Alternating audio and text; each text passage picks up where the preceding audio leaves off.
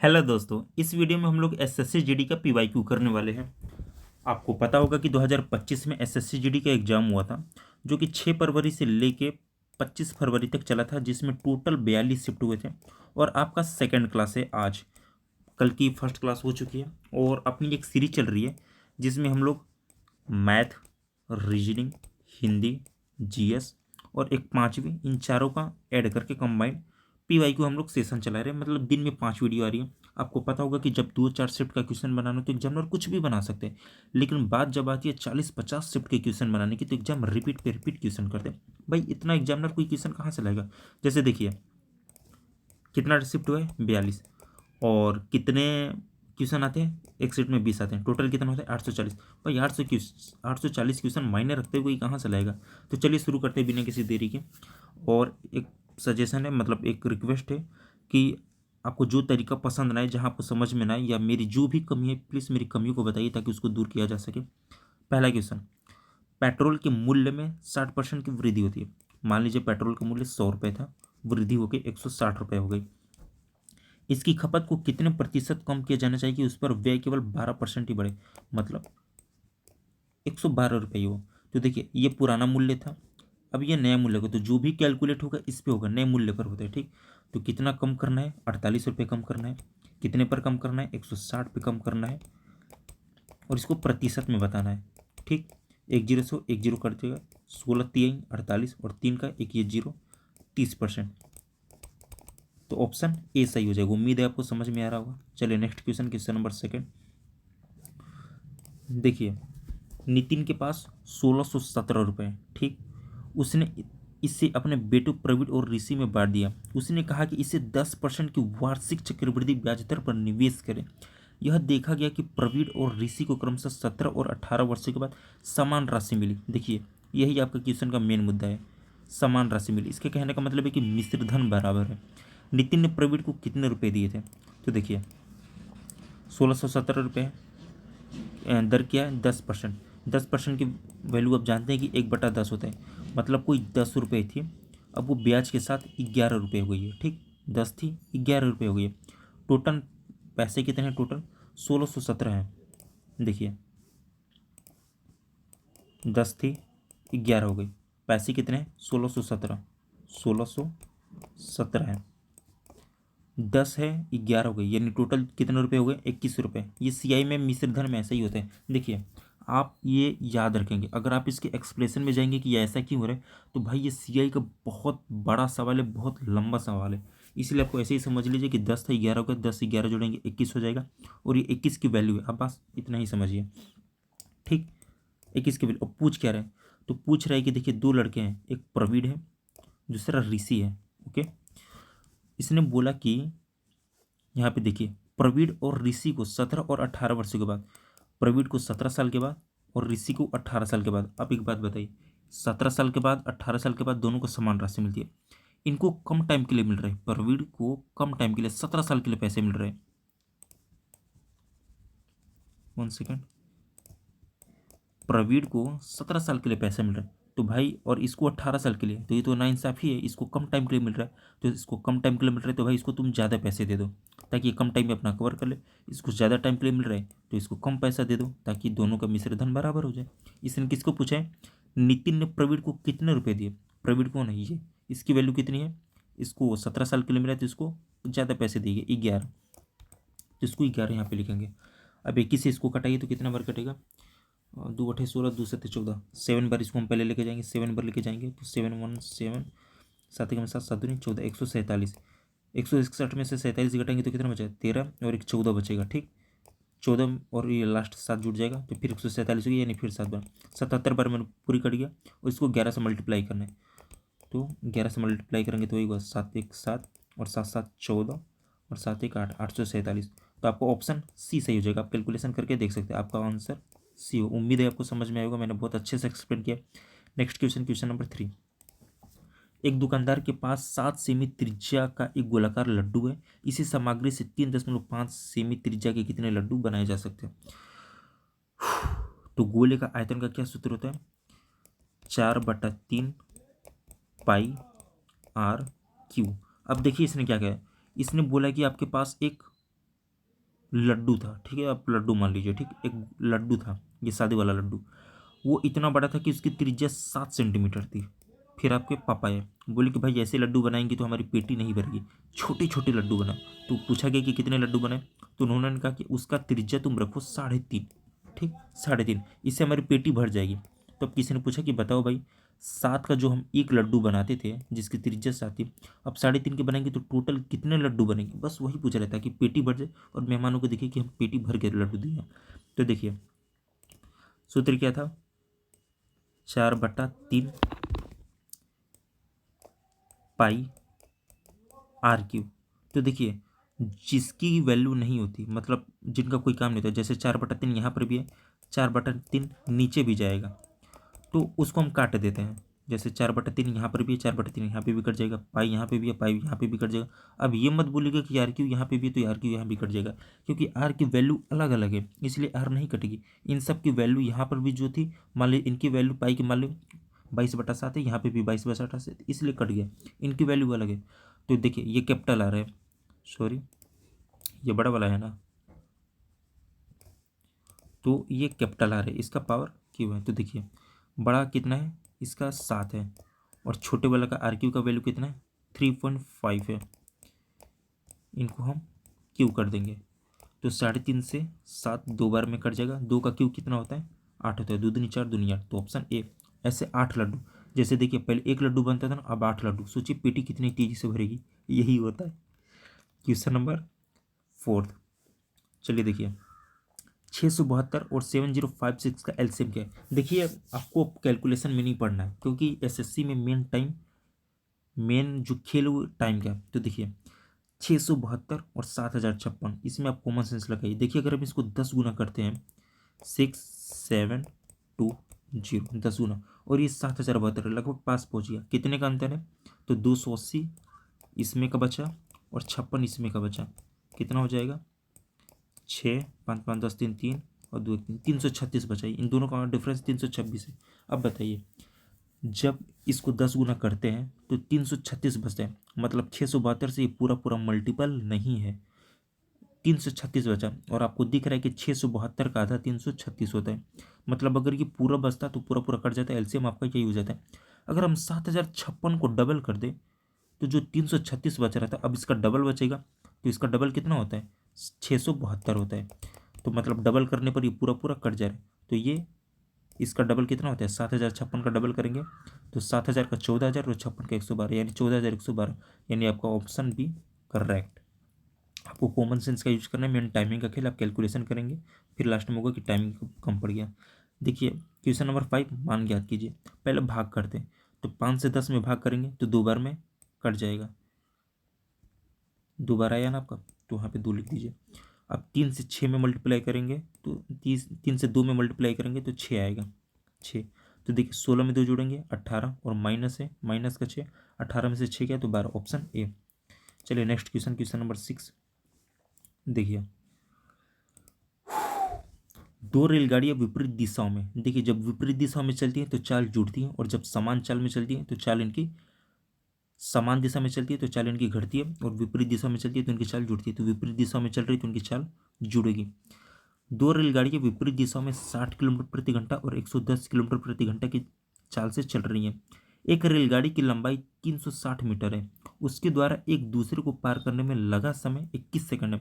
दूसरी रेलगाड़ी की लंबाई मीटर में 2.स्थान, मतलब दूसरी रेलगाड़ी की लंबाई पूछ रहे हैं। दूरी बराबर क्या होती है, चाल गुणे समय, चाल क्या है 110 और 60, दोनों को जोड़ेंगे तो कितना होगा 170।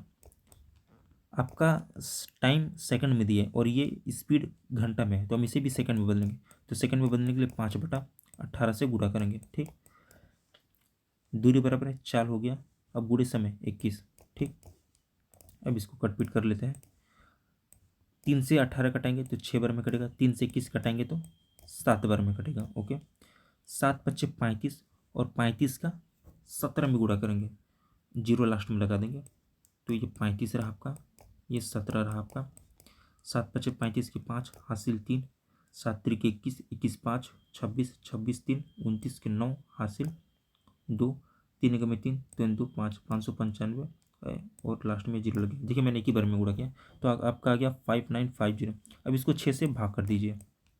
6 से भाग करेंगे तो कितना आएगा, 6 नवा 54, 5 बचा, 5 5 55, 6 नवा 54, 1 बचा, 1 जीरो 10, 6 एक में 6, 4 जीरो बचा 40, 6 छः के 36, फिर 4 बचा, 6 छः के 36, तो 991.66। और पहली ट्रेन की लंबाई 360 है, ये दोनों ट्रेन की लंबाई है, तो इसमें से 360 जब आप माइनस करेंगे तो कितना बचेगा, 6 कितना है, 360 है, एक का एक, 9 में से 6 गया 3, 9 में से 3 गया 6, 631.66 आपका ऑप्शन ए करेक्ट हो जाएगा। उम्मीद है आपको समझ में आया होगा। चलिए नेक्स्ट क्वेश्चन, क्वेश्चन नंबर 7। एक किले में 150 आदमी के लिए 85 दिनों का भोजन प्रावधान है, ठीक। 15 दिनों के बाद 25 आदमी किले से चले जाते हैं, शेष भोजन कितने दिनों तक चलेगा। अब ध्यान से समझिए, एक किले में 150 आदमी है, ठीक। आदमी के लिए 85 दिनों का भोजन प्रावधान है, ठीक। हमें कोई बात नहीं, 150 आदमी है, 150 सैनिक है, उनको 85 दिनों तक खाना है हिमालय पर, क्या 85 दिनों तक खा सकते हैं। 15 दिनों के बाद 25 आदमी किले से चले जाते हैं। हम एक काम करते हैं कि 85 दिन है, 15 दिन तक व्यतीत करते हैं। अब हमारे पास कितने हैं, 150 जवान वैसे के वैसे ही पड़े हैं, ठीक। 85 दिनों का भोजन है, हमने 15 दिन व्यतीत कर दिया, तो कितने दिन हमारे पास 75 दिन बचे, 70 दिन बचे। यानी इतने दिनों का हमारे पास भोजन है, 15 दिन तो बढ़िया से कटे।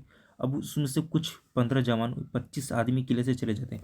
मान लीजिए कि जो 25 सैनिक थे उनके घर पे कोई फंक्शन पड़ गया या तबीयत खराब हो गई, वो गाँव चले गए, तो कितने लोग बचे, 125 लोग बचे आपके उसमें। तो अब पूछ रहा है कि कितने दिन तक खाना चलेगा, तो एक्स। उम्मीद है आपको समझ में आ गया होगा। 150 आदमी थे, 150 आदमी थे, 85 दिनों तक है, तो भाई जब कोई बात नहीं, तो 85 दिन ऐसे ही चल रहा है, लेकिन 15 ही दिन बीता, यानी अब हमारे पास 70 दिन है, तो 70 दिन है। अब उसमें से 25 आदमी चले गए, तो 25 चले गए तो 150 में से 25 चले गए तो 125 बचा, कितने दिनों का खाना बचा। अब इसको देखिए कैसे कट करेंगे, 25 छके 150, 25 पचे 125, 5 से 70 काटेंगे तो 5 एक में 5, 2 जीरो, 5 चौके 20, 14 छः 84, तो आपका खाना है आपका 84 दिनों के लिए, ऑप्शन ए। चलिए देखिए, ये मत समझिए कि ये नॉर्मल क्वेश्चन है, हम लोग के घर में ऐसे ही खाना बन जाता है। आप बड़े बड़े होटलों में या कैंटीन में जाएंगे ना, तो वहाँ का सब कुछ एक लिमिट रहता है कि एक पुरुष इतने कैलोरी खाएगा, इतने कैलोरी बनेगा, एक चम्मच में इतना टाइप, पूरा सब कुछ नाप जोख के खाना बनता है।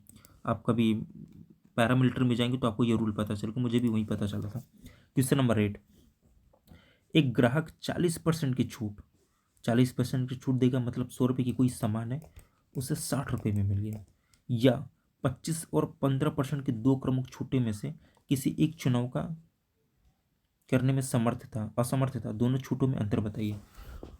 कहने का ये मतलब है कि एक तरफ ये तो डायरेक्ट 40% की छूट ले ले, या एक तरफ 25% और 15% की दो छूट ले ले, बताइए इनमें से कौन सा फायदा है। तो देखिए, ये एक तरीका है निकालने का, सबसे आसान तरीका है, आपको देखने में लॉन्ग लग सकता है, तो आप इसको माइंड कैलकुलेशन करने में बस करके बता रहा हूँ।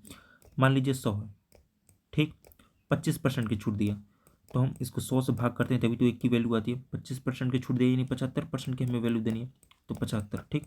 उसने बोला कि भाई 15% की और ले लो, तो आपको पता है कि फिर इसको 100 से डिवाइड करते हैं ताकि 1% की वैल्यू आ जाए। अब 15% की छूट दे रहे हैं, यानी 75% की, तो ये 100 से 100 कट जाते हैं, इसको लिखा नहीं चाहता, मैंने बस समझाने के लिए लिखा था ताकि आपको कन्फ्यूजन ना हो। जब भी कभी भी डिस्काउंट वाला है तो जो दोनों है उसको 100 में से माइनस करेंगे, 100 में से 25 माइनस 75, 100 में से 15 माइनस 75, आपको पता है 100 में से 25 होगा तो 75, और 100 में से 15 माइनस होगा तो ये 85 होगा।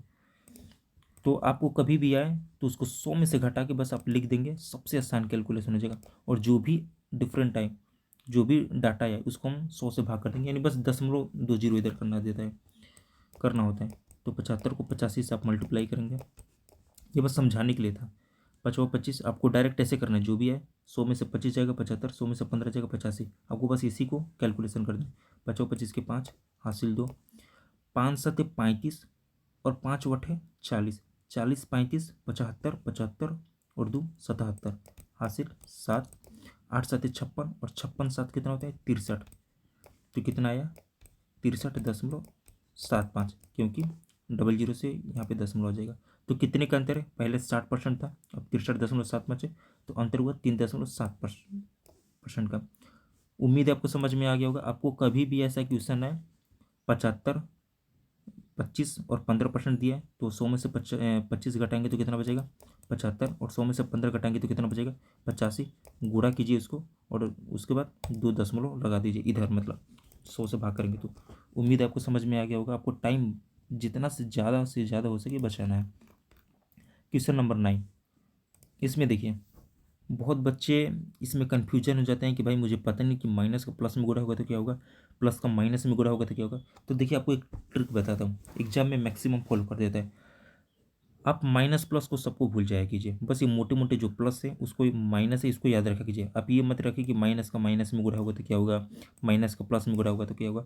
आप ऐसे करेंगे ना तो आप लगभग आंसर के पास पहुँच ही जाएंगे। जैसे मान लीजिए कि ये -12 और 3 है, आपको नहीं पता है क्या, मैं बस समझाने के लिए बोल रहा हूँ। -12 और -3 है, तो एक काम कीजिए 12 में से 3 घटा दीजिए, 9 बचा। आंसर नहीं दिख रहा है तो 12 में 3 जोड़ दीजिए, 15। इन्हीं दोनों में से कोई आंसर रहता है, दोनों नहीं देता है एग्जामिनर। चलिए इस क्वेश्चन को देखते हैं। सबसे पहले भाग करेंगे तो 12 को 60 में भाग करेंगे तो कितना जाएगा, 5 बढ़ जाएगा, और माइनस है तो माइनस का रहेगा। इसका तीसरा भी तरीका बताऊंगा जिससे आपका पूरा डाउट क्लियर हो जाएगा। तो ये 5 बार में गया, ठीक।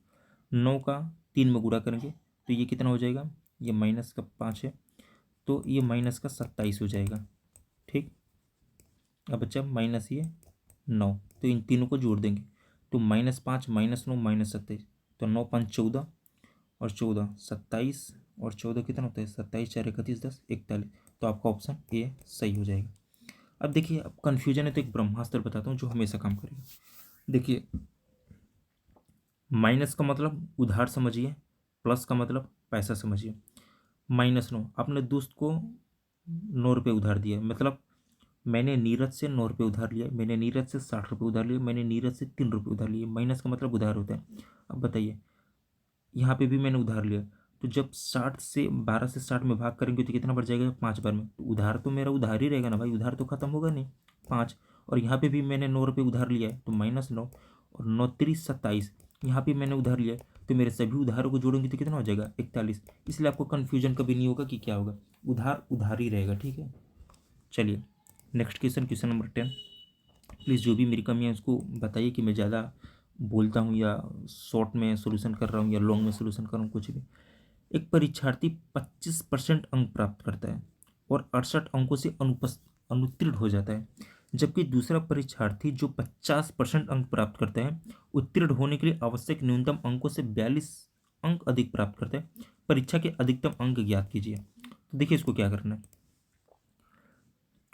एक लड़के के 25% अंक प्राप्त करता है और एक लड़का जो है वो 50% अंक प्राप्त करता है, लेकिन जब वो 25% प्राप्त करते हैं वो 68 अंकों से अनुत्तीर्ण हो जाता है। मतलब अगर इसको 68 अंक और मिल गए होते तो ये पास हो गया होता। इसको 25% मिला लेकिन 68 नंबर से बेचारा फेल हो गया। अब इसको 50% मिला, ठीक, लेकिन ये बेचारा पास हो गया लेकिन उससे भी 42 नंबर अधिक लाया, जितने पे मेरिट बना था। एसएससी जीडी का मान लीजिए आपने इतना परसेंट लाया, 68 नंबर से आप फेल हो गए, ठीक। मतलब आप मान लीजिए, आसान भाषा में समझिए, ये 25% है, यहाँ पे 50% वाला बंदा है, ठीक।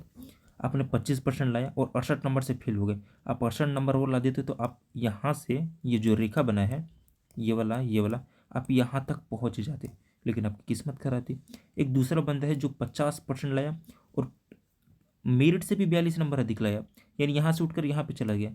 तो इन दोनों को हम जोड़ देते हैं, तो जोड़ेंगे तो कितना हो जाएगा 6 4 10 और 110 हो गया।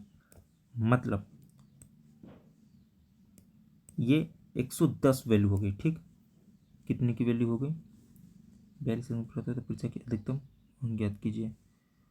तो 25, तो देखिए इन दोनों का डिफरेंट निकालेंगे, 25 से 50 में गया तो इन दोनों का जोड़ेंगे और इन दोनों का डिफरेंट, तो 25 की वैल्यू है, हमें 100 की वैल्यू बतानी है। तो 25 की वैल्यू इतनी है तो 100 की वैल्यू 25 चुके 100, तो इसको गुणा करेंगे तो 440 हो जाएगा। उम्मीद है आपको समझ में आएगा। फिर एक बार बता देता हूँ, ऐसा क्वेश्चन कभी भी आए तो इसको और इसको जोड़ देना है, तो आप जोड़ेंगे तो कितना हो जाएगा 110 हो जाएगा। इन दोनों का अंतर लेना है, अंतर लेंगे तो कितना हो जाएगा 25, 25 की वैल्यू 110 है तो 100 की वैल्यू 440 हो जाएगी। ये मैंने बस समझाने के लिए ऊपर आपको पुथी पत्र बताया था, बस उसको छापना नहीं है। आप ये नहीं कि मैंने लॉन्ग में बता रहा हूँ, बस मैं ऐसा चाह रहा हूँ कि आपको ज़्यादा से ज़्यादा समझ में आए। चलिए नेक्स्ट क्वेश्चन। और ज़्यादा समझाने के लिए ज़्यादा लिखना पड़ता है, ज़्यादा बोलना पड़ता है। शॉर्ट में करेंगे, समझने क्या। देखिए क्वेश्चन नंबर 11, राचिन 60 किलोमीटर प्रति घंटा की गति से 2 घंटे तक यात्रा करता है और 40 किलोमीटर प्रति घंटे की गति से 80 किलोमीटर की दूरी तय करता है। राचिन की औसत गति क्या है? औसत गति का सूत्र क्या होता है? टोटल दूरी, टोटल डिस्टेंस माइनस टोटल मतलब बटा टोटल समय, टोटल टाइम। तो देखिए कुल दूरी कितनी है? राचिन 60 किलोमीटर प्रति घंटा की गति से 2 घंटे तक यात्रा करता है। तो कितना दूरी चला? 120। भाई 60 से 2 घंटे चला तो 120 चलेगा। और इधर 40 किलोमीटर प्रति घंटे की गति से 80 किलोमीटर दूरी तय किया, तो यहाँ पे 80, कुल दूरी कितनी हो गई? 200 किलोमीटर। समय कितना लगा? 60 की स्पीड से यहाँ पे खुद बोल रहे 2 घंटे लगा, और यहाँ 40 की स्पीड से 80 किलोमीटर चल रहे थे, यहाँ पे भी 2 घंटे लगे, यानी टोटल 4 घंटे लगा। तो 200/4 भागा 50, मतलब आंसर 50। 200/4 तो 50, ऑप्शन डी, यानी 50 किलोमीटर प्रति घंटा उसकी औसत स्पीड है। क्वेश्चन नंबर 12, 12 क्या कहते हैं? राजेश्वर एक कार्य को 12 दिनों में, तो ये आपका राजेश्वर 12 दिनों में, विक्रम 6 दिनों में, विक्रम 6 दिनों में, और टाइगर 15 दिनों में, और टाइगर 15 दिनों में पूरा कर सकते हैं। वे सभी एक साथ कार्य शुरू करते हैं, लेकिन राजेश्वर 2 दिन बाद कार्य छोड़ देता है और विक्रम पूरा कार्य होने से 3 दिन पहले कार्य छोड़ देता है। कार्य कितने दिनों में पूरा होगा?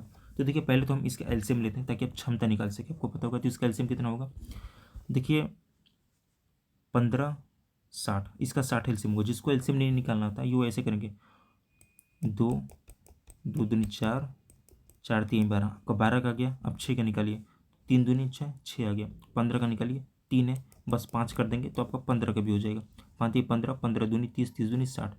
तो आप इसका जब 60 एलसीएम हो जाएगा, इसकी अब क्षमता निकालिए। तो आर की क्षमता 5 आ गई, भी की क्षमता 10 आ गई, और टी की क्षमता 4 आ गई।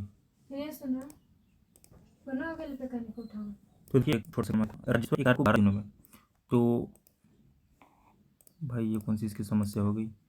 राजेश्वर एक कार्य को 12 दिनों में, राजेश्वर 12 दिनों में, विक्रम 6 दिनों में, विक्रम 6 दिनों में, और टाइगर 15 दिनों में, टाइगर 15 दिनों में। एलसीएम इसका 60 होगा, बताया था मैंने कैसे होगा। 15 चौक 60, इसकी एफिशिएंसी 4 आई, इसकी एफिशिएंसी 10 आई, इसकी एफिशिएंसी 5 आई। ठीक, वे सभी एक साथ कार्य शुरू करते हैं, लेकिन राजेश्वर 2 दिन बाद कार्य छोड़ देता है। तो 2 दिन तक तो सबने काम किया है, तो राजेश्वर इसकी एफिशिएंसी 10 है, 5 है, 4 है, तो कितने हो जाएगा? 1 सेकेंड, 12 5 60, 6 10 60, 15 चौक 60, 10 5 15, 15 4 19, इस 7 कहाँ से रहा? 1 सेकेंड, कुछ गड़बड़ है, 1 सेकेंड रुकिए। हाँ सब सही है। तो वे सभी एक साथ कार्य शुरू करते हैं, लेकिन राजेश्वर 2 दिन बाद कार्य छोड़ देता है। तो 2 दिन तक तो सब काम किया है, 2 दिन में कितना काम हुआ? तो 10 5 15, 15 4 19, एक दिन में 19 काम हो रहा है, तो 2 दिन में कितना काम हुआ? 38 काम हो गया। ठीक, और विक्रम पूरा कार्य के टाइम कार्य बचा कितना? टोटल 60 था, 38 हो गया, तो बचा कितना? 22 बचा। और विक्रम कार्य पूरा होने से 3 दिन पहले कार्य छोड़ देता है। 3 दिन कार्य पहले छोड़ देता है, कौन छोड़ता है? विक्रम छोड़ता है, यानी अर्थात ये छोड़ता है। तो आखिरी के 3 दिन किसने काम किया है? अकेले टी ने किया है। तो भाई 3 दिन इसने काम किया है, तो इस एक दिन में 4 करा है, तो 3 दिन में कितना? 12 काम किया होगा, यानी बचे 10 काम। तो 10 काम भी और टी साथ मिलकर किए हैं। इनकी एफिशिएंसी कितनी है? तो कार्य कितने दिनों में पूरा हुआ? 3 2 5, तो ये हो गया, और 10 4 14, काम कितना बचा था? 10, 10/14, तो काट के आएगा 5/7। तो 3 2 5 और 5 सही 5/7, आपका ये ऑप्शन हो जाएगा, 5 सही 5/7। उम्मीद है आपको समझ में आया होगा। देखिए हुआ कैसे, थोड़ा झिलमिल हो गया, समझने की कोशिश कीजिए एक बार। राजेश्वर 12 दिन में करता है, राजेश्वर 12 दिन में, सही है। विक्रम 6 दिनों में करता है, विक्रम 6 दिन में करता है, सही है। टाइगर 15 दिन में करता है, टाइगर 15 दिन में करता है, सही है। एफिशिएंसी निकाले तो एफिशिएंसी आपका 60 आया। ठीक, टोटल कार्य 60 आया, एफिशिएंसी नहीं। फिर क्षमता हम निकालेंगे एफिशिएंसी, तो आर की यानी राजेश्वर की 5 आया, भी की 10 आई, और टी की 4 आई। चलो यहाँ तक तो ठीक है। उन्होंने क्या कि 2 दिन वे सभी एक साथ कार्य शुरू करते हैं, लेकिन राजेश्वर 2 दिन बाद कार्य छोड़ देता है। यानी 2 दिन तक सबने साथ काम किया, तो 2 दिन के निकालिए। एक दिन में ये 5 काम करता है, ये 10 काम करता है, ये 14, तो 10 5 15, 15 4 19, यानी 2 दिन में 38 काम हुआ। टोटल काम कितना था? 60। तो 38 में से 60 जाएगा तो अपना 22 काम बचेगा। 22 काम, ठीक। अब यहाँ पर ध्यान से समझिए, विक्रम कार्य पूरा होने से 3 दिन पहले काम छोड़ देता है। अब देखिए, भी तो पहले ही काम छोड़ चुका है, भी पहले ही काम छोड़ चुका है, तो इसको हटा दीजिए। बचा कौन? सॉरी, हाँ, राजेश्वर। कहाँ गया? राजेश्वर 2 दिन बाद कार्य छोड़ देते, तो देखिए राजेश्वर तो काम छोड़ दिया, तो राजेश्वर को पहले ही आप साइड हटा दीजिए। अब बचा भी रोटी, और इसने बोला कि विक्रम कार्य पूरा होने से पहले 3 दिन पहले कार्य छोड़ देता है। ये विक्रम 3 दिन पहले ही कार्य छोड़ देता है, तो लास्ट में कौन कार्य किया? टी किया। टी 3 दिन में कार्य 3 दिन पहले छोड़ दिया, तो टी ने अकेले 3 दिन काम किया होगा। एक दिन में 4 काम करते हैं, तो 3 दिन में 12 काम करते हैं, तो टोटल 22 था। इसमें से 12 इसने निकाल दिया, तो बचा 10, और 10 भी और टी साथ काम किए होंगे, क्योंकि 3 दिन तक तो था ना, 3 दिन से पहले तो था ना। उम्मीद है आपको समझ में आ गया होगा। चलिए नेक्स्ट क्वेश्चन, क्वेश्चन नंबर 13। एक दुकानदार एक वस्तु को 520 रुपये में खरीदता है। 10% लाभ कमाने के लिए उस वस्तु का मूल्य कितना होगा? तो देखिए कितना है जी, 520, ये 100 का वैल्यू है, 110, 10 से 0 से 0, 52 के 11 में गुणा करेंगे तो 520 और 52 जोड़ देंगे, तो वही 2 5 2 7 5 572, ऑप्शन सी। आप ऐसे भी कर देख सकते थे कि 520 है तो उसमें 10% बस 520 में 52 जोड़ दीजिए, तो आपका 572 हो जाता है। चलिए नेक्स्ट क्वेश्चन, क्वेश्चन नंबर 14। 2 ट्रेनें जिसमें से प्रत्येक की लंबाई 180 मीटर है, समांतर पटरियों पर 50 किलोमीटर प्रति घंटा और 70 किलोमीटर प्रति घंटा की गति से एक दूसरे की ओर बढ़ रही हैं, यानी विपरीत दिशाओं में। वे एक दूसरे को पूरी तरह पार करने में कितने समय लेंगे? तो समय बराबर होते हैं दूरी बटा 4। दूरी कितना है? प्रत्येक की लंबाई 180 मीटर है, तो दोनों की हो जाएगी 360 मीटर। दूरी बटा समय, समय बताना है, समय बराबर दूरी बटा चाल। चाल है विपरीत दिशा में, तो दोनों की चाल जुड़ेगी, तो 50 और 70, 120। ये मीटर प्रति सेकंड में, ये किलोमीटर प्रति घंटा में, तो इसको 5 बटा 18 से मीटर प्रति सेकंड में, 5 बटा 18, 18 नीचे तो ऊपर जाएगा, तो गुणे में हो जाएगा, ठीक। 1 0 से 1 0, ठीक। 6 दूना 12, 6 3 18, 2 से कटेगा 36, 18 बार में कटेगा, 18 3 54, 54 को 5 से हम डिवाइड करेंगे, 50 तो 10 बार में ही कट जाएगा, बचा 4, 4 को दशमलव लगाएंगे तो 40 हो जाएगा, 5/40, तो 10.8, ऑप्शन सी। उम्मीद है आपको समझ में आ गया होगा। चलिए नेक्स्ट क्वेश्चन। एक कक्षा के 48 विद्यार्थियों की औसत आयु 22 वर्ष है। यदि शिक्षक की आयु भी शामिल कर दी जाए तो पूरे समूह की औसत आयु 30 वर्ष हो जाती है। शिक्षक की आयु देखिए, यहाँ पे सेंसेक लगाइए। एक कक्षा के 48 विद्यार्थियों की औसत आयु 22 वर्ष है। औसत का मतलब होता है कि जितने भी उम्र है, अगर वो हम बराबर आदमियों में बांटते तो सबके ऊपर 22-22 आएंगे, ठीक। तो मान लीजिए कि सबकी उम्र 22 वर्ष है। अगर जो शिक्षक है वो भी अपनी उम्र अगर 22 लेके आता तो कोई प्रभाव पड़ता? नहीं पड़ता। औसत 22 का 22 रहता, क्योंकि औसत का मतलब होता है कि समान सबके ऊपर उतना है। लेकिन समूह की औसत आयु 23 वर्ष हो जाती है, यानी सबकी पर एक एक वर्ष ज़्यादा हुआ। 48 विद्यार्थी थे, एक टीचर है गया, तो 49 हो गया, और औसत आयु 30 हो गया, यानी सब पर एक एक एड हुआ। देखिए 22 से 30 हुआ, एक एक एड हुआ, 49 लोगों पर हुआ, यानी अपना उम्र सब पे एक एक वर्ष बढ़ दिया। तो वो यही, और 9 2 11, 4 2 6 7, एक आता है, ऑप्शन आपका डी हो जाएगा। उम्मीद है आपको समझ में आया। नेक्स्ट क्वेश्चन देखिए, जो भी मैंने क्वेश्चन बताया कोई भी लॉन्ग नहीं है, क्योंकि मैं खुद एसएससी जीडी का छात्र हूँ, मैं भी तैयारी करता हूँ, लेकिन समझाने के चक्कर में ज़्यादा लिखना पड़ रहा है, इसलिए थोड़ा सा लॉन्ग हो जा रहा है। देखिए 7 है equal to 6b equal to 12c, इसका मान कितना हो? तो इसका हम लोग एलसीएम लेते हैं, तो एलसीएम इसका कितना होगा? 12 6 72, तो इसका एलसीएम 7 3 21, 21 दूना 42, इसका एलसीएम, सॉरी यार ये क्या हो रहा है, 7 3 गुड़े 2, 3 दूनी 6 दूना 12, 7 3 21, 21 दूना 42 दूना 84, सॉरी इसका एलसीएम 84 है, ठीक। तो 84, तो देखिए इनमें हम सबसे भाग करते हैं, 7 से 84 में भाग करेंगे तो 7 एक में 7, 7 दूनी 14 12, 6 से करेंगे तो 6 एक में 6, 2 4 24, 6 चौके 24, और 12 से करेंगे तो 12 7 84, तो 12 रिसे 14 और रिसे 7, ऑप्शन बी आपका सही आंसर होगा। चलिए next question, question number 17। Sarang ने HDFC में कुछ धन 4% वार्षिक ब्याज दर पर निवेश किया। यदि 2 वर्षों के बाद सारंग को चक्रवृद्धि ब्याज के रूप में 153 रुपये मिले तो वार्षिक रूप से संयोजित करने पर संगत साधारण ब्याज में क्या होगा। उम्मीद है आप समझ सकते हैं इस क्वेश्चन को। देखिए इसके क्वेश्चन के बहुत से टाइप है, लेकिन सबसे इजी वाला अगर टाइप की हम बात करें तो 4% वार्षिक ब्याज दर पर, 4 का मतलब होता है 1/25, तो 25 का हम कुछ भी धन मान सकते हैं, हम 625 मान। देखिए 625 ही क्यों माने, क्योंकि 4% है। आप 4% का फ्रैक्शन जानते हैं कि 1/25 होता है, तो हम 25 का वर्ग मान लिए ताकि कैलकुलेशन में ईजी हो, क्योंकि 2 वर्षों का है तो इसलिए हम इसका वर्ग माने।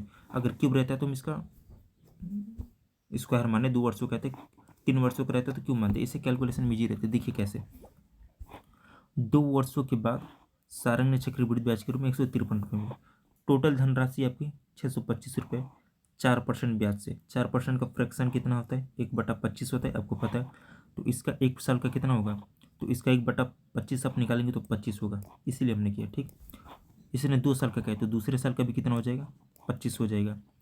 और CI में आप जानते हैं कि ब्याज पर भी ब्याज लगते हैं, तो इस पर ब्याज लगेगा तो 1 रुपये हो जाएगा। ठीक, तो टोटल कितने रुपये हुए, 25 रुपये, 25, 50 रुपये, 51 रुपये। इसने क्या बोला, 153 रुपये, यानी इसकी 153 रुपये हमारे 51 रुपये के बराबर है। तो इसने पूछा कि साधारण ब्याज क्या है, साधारण ब्याज क्या है, 25 25 50, तो हमें इसकी 50 की वैल्यू बतानी कि इसको हम 3 से कटाएंगे, 3 बार में कट जाएगा, और 50 थी 150, तो इसका सही आंसर होगा 150। उम्मीद है आपको समझ में आ गया। इसने 4% बोला, हमने टोटल धनराशि 625 मानी थी, इसका 4% 25 होता है। पहले साल का दूसरे साल का भी 25 हो जाएगा, लेकिन CI तो ब्याज पे भी ब्याज लगेगा, तो CI 1 रुपये हो जाएगा।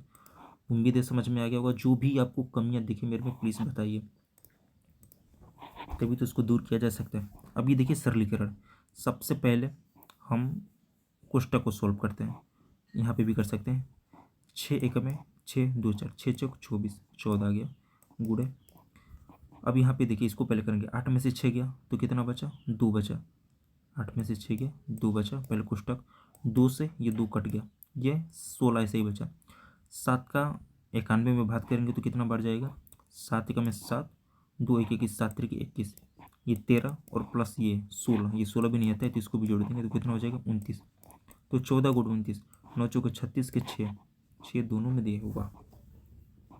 तो देखिए 29 और 14, 9 चौके 36 के 6 हासिल 3, 4 दूनी 8, 8 9 17, 17 3 20 के 0 हासिल 2, 2 एक में 2 2 2 4, 406, ऑप्शन सी आपका सही हो जाएगा।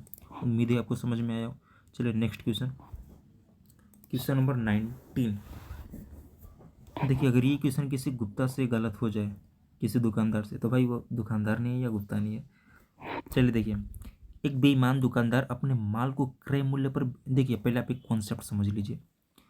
आप खजूर की कीमत मान लीजिए, किसी भी चीज़ की, पनीर की कीमत मान लीजिए 1000 रुपये किलो, किसी अगर ऐसा कभी भी किसी ने जाए 1000 रुपये किलो मान लीजिए, और 1 किलो में कितने ग्राम होते हैं, आपको पता है कि 1000 ग्राम होते हैं, यानी 1 ग्राम का वैल्यू 1 रुपये होगा। आपको समझाने के लिए क्वेश्चन पढ़िए।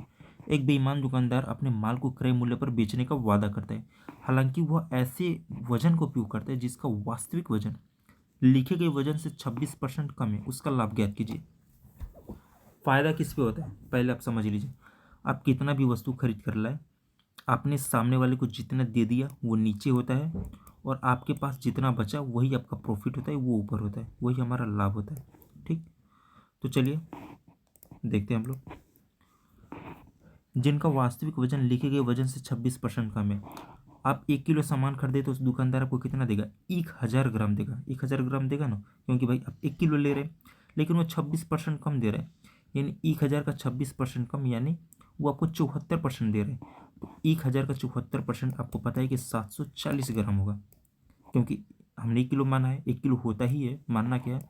ठीक, तो उससे फायदा कितना हुआ, भाई हमने 1 किलो को पैसे दिए हैं, लेकिन वो 26% कम, यानी 740 ग्राम हमको दे रहे हैं, और वो अपने पास कितना चुरा रहे हैं, तो उसने 260 ग्राम की चोरी कर ली, तो ये उसका फायदा हो गया। इसी को प्रतिशत में बस बताना है, 0 से 0, तो 260 26 00 74, 26 00 74, यही अपना लास्ट कैलकुलेशन था। इसी को हम लोग सॉल्व करने थे, इसको हम लोग भाग करेंगे। तो देखिए कितनी बार जाता है, सब में 3 3 है तो 3 बार जाएगा, तो 3 बार ले जाए तो 4 3 12 के 2 हासिल 1, 3 7 21 1 22 222, 260 में से अगर 22 चला जाएगा तो कितना बचेगा आपका 38 बचेगा।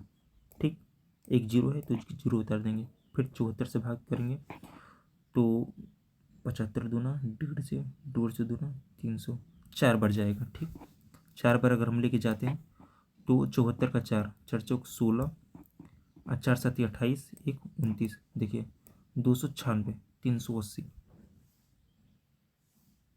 ये 5 बार जाएगा यार, 5 बार जा सकता है क्या, 75, हाँ 5 बार जा सकते हैं। 74 को अगर हम 5 बार लेके जाएं तो 5 चौक 20 2, आप 5 7 35 2 37, हाँ तो देखिए 5 बार जाएगा, तो 35 बार, ये 35 बार गया, 10 बचा, तो 10 बटा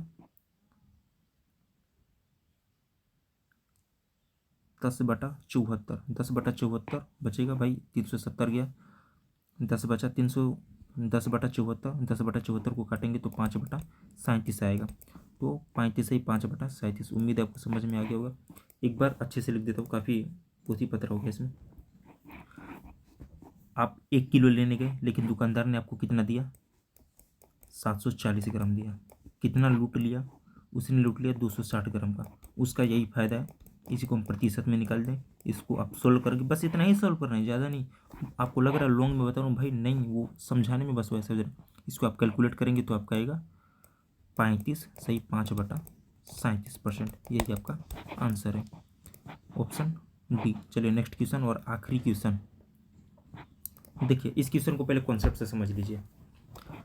आप दो दोस्त हैं, ठीक, आपने लगाया एक कंपनी में, मतलब आपने गोल्ड का शेयर खरीद लिया। ठीक है, आपने सुना था कि सोना का काफ़ी महंगा दाम है, आपने गोल्ड का शेयर खरीद लिया। आपने 10,000 में शेयर खरीदा। ठीक, आपके दोस्त ने 50,000 का शेयर खरीदा।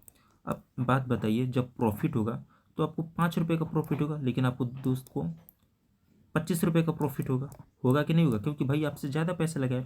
तो आप कहेंगे कि भाई मुझे 20 रुपये अधिक प्रॉफिट हुआ, हमारे प्रॉफिट का अंतर 20 रुपये है। तो वही क्वेश्चन है, आइए सुनिए क्वेश्चन को। अमित 5400 रुपये और गोपाल 9400 रुपये समान वार्षिक साधारण ब्याज दर पर निवेश करते हैं। ठीक, यदि 4 वर्षों के अंत में गोपाल को अमित से 480 रुपये अधिक ब्याज मिलता है तो वार्षिक ब्याज दर क्या कीजिए। देखिए कितना ब्याज अधिक मिला, 480 मिला। कितने साल के लिए मिला, तो 4 साल के अंत में मिला। तो 4 साल में 480 का अंतर, हम 1 साल का अंतर निकाल देते हैं ताकि कैलकुलेशन में ईजी हो। 4 कमी 4, 4 दूनी 8, ये 1 साल का अंतर है, पहले 4 साल का था। अब देखिए अमित ने इतना लगाया और गोपाल ने इतना, गोपाल ने कितना अधिक लगाया, तो भाई ये 4,000 रुपये अधिक लगाया। इसी को हम निकाल देते हैं। देखिए 480 रुपये अधिक का अंतर है, क्यों, क्योंकि इसने कम ज़्यादा लगाया, इसने कम लगाया, तो भाई कन्फर्म इसको ज़्यादा मिलेगा, इसको कम मिलेगा।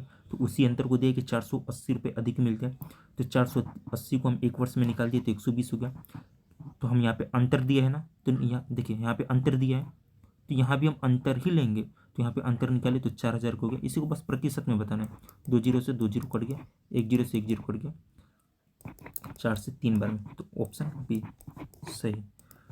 तो इस चैनल का नाम PYQ विद सनी है, क्योंकि मेरा नाम सनी है। तो मैं भी SSC GD की तैयारी कर रहा हूँ। 23 फरवरी से एग्ज़ाम होने वाला था, पोस्टपोन्ड हो गया, देखते हैं कब होता है।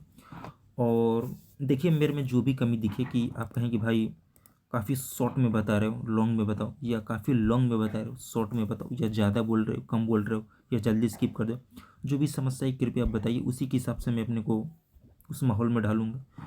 तो ये रहा आपका मैथ का सेकंड शिफ्ट, आपको कल मिलेगी थर्ड शिफ्ट। अपनी टोटल 42 क्लास चलने वाली है, जिसमें से आज सेकंड क्लास ख़त्म हो गई। चलिए मिलते हैं कल के PYQ सेशन में, तब तक के लिए